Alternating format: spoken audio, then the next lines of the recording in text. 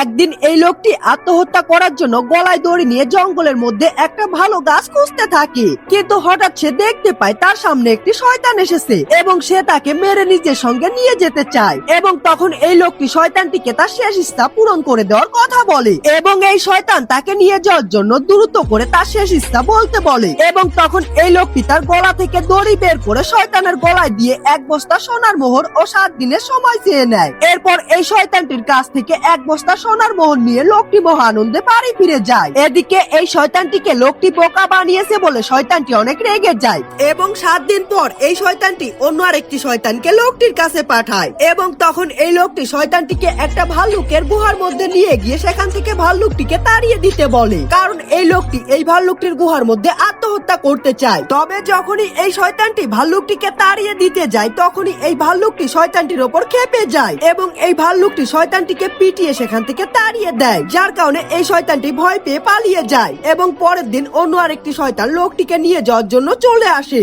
এবং তখন এই লোকটি আবারও চালাকি করে একটা ঘুমন্ত খরগোশকে তাড়িয়ে দেয় এবং সে শয়তানটিকে বলে এই খরগোশটি যেখানে গিয়ে থামবে সেখানে আমি আত্মহত্যা করব। তবে এই শয়তানটি খরগোশটির পিছু করতে গিয়ে পুরো দিন শেষ হয়ে যায়, যার কারণে এই শয়তানটিও হেরে গিয়ে ফিরে যায়। তবে পরের দিন অন্য আরেকটি শক্তিশালী শয়তান লোকটিকে নিয়ে যাওয়ার জন্য তার বাড়িতে চলে আসে এবং সে 3 বার ফাঁকি দিয়েছে বলে এই শয়তানটি তার উপর অনেক খেপে যায়। এবং তখন এই লোকটি শয়তানটিকে বলে সে এই ঘরের মধ্যেই আত্মহত্যা করবে, তবে তার একটা শর্ত আছে।